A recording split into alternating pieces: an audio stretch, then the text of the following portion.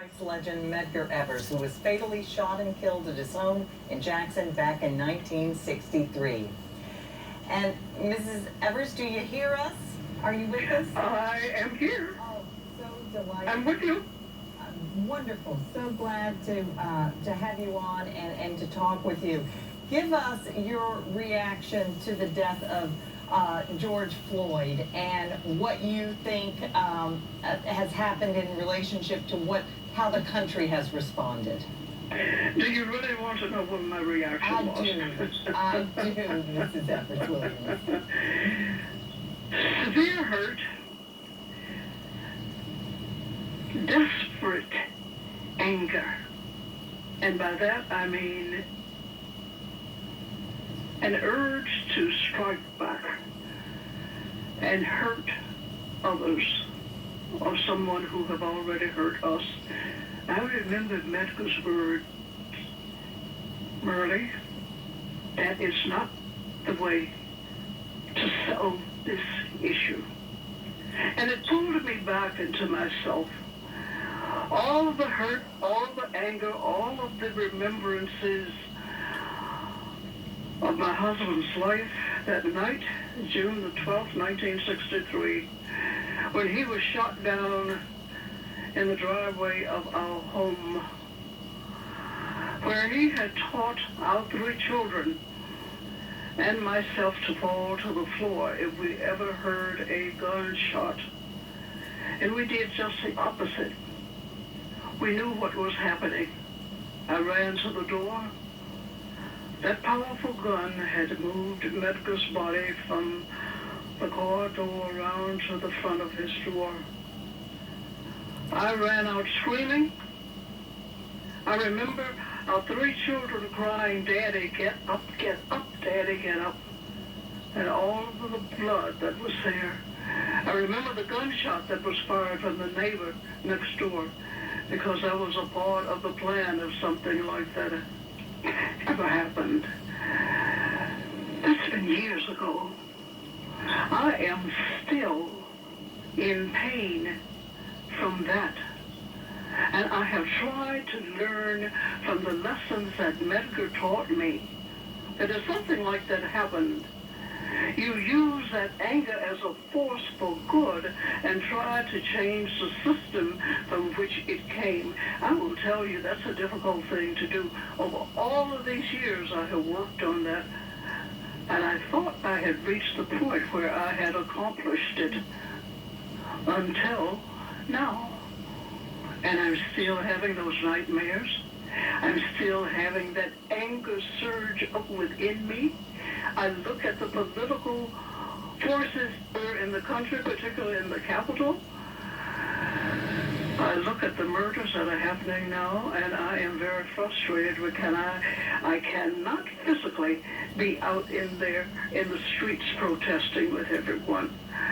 So, you know, I'm trying to deal with my emotions. I'm trying to think positively. I'm encouraging others to do the same thing. But my heart, my soul, my well-being at this point is in turmoil. So I resort to the only thing that I know that my grandmother taught me to do. Yes, be active, but pray. Ms. Evers Williams, next week is the anniversary of Medgar Evers' death, 56 years. Mm-hmm. Do you believe that there will be real change that can come out of this?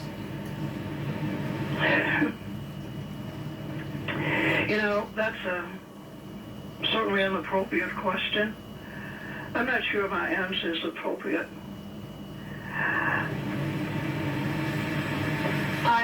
I believe that positive change will take place, because positive change did take place after Medgar's death. That man who cried out that he could not breathe and his life was taken from him, he was crying out for justice. He was crying out for equality. He was crying out for all people, regardless of race, creed, or color, who believed in those things. I think change is coming.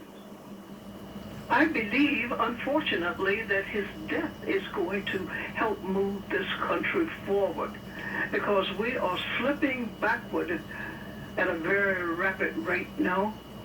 An election is coming up, and I hope that people of good faith and hope will get out and cast their ballots and see that this administration is changed to a much better one. I can't get out and beat the bushes, as we used to call it, as I used to. I'm pushing 90 years of age, but I still believe. I'm still strong. And as a friend of mine said, you still have a big mouth. So I can speak what I feel, and I hope that it is something that people will understand and that they can embrace, and it will encourage the young, the middle-aged, the old, of all races, creeds, and colors who believe in justice and equality to fight for the same things that Medgar fought for. And no one will have to lose a life after this. But is that real? I don't know. This is America. But the change will have to come from all of us who believe in justice and equality for all, to get out there, to express that in positive ways, and to vote, vote, vote, and to change this administration. Mrs. Evers-Williams, may I just personally say you've always been a hero to me, and your words are very powerful.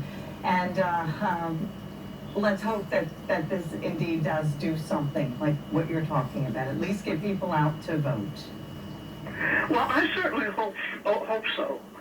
And I hope people in this country of all races, creeds, and colors will see the importance of our coming together for what is a better United States of America than what is being proposed by the White House at this time.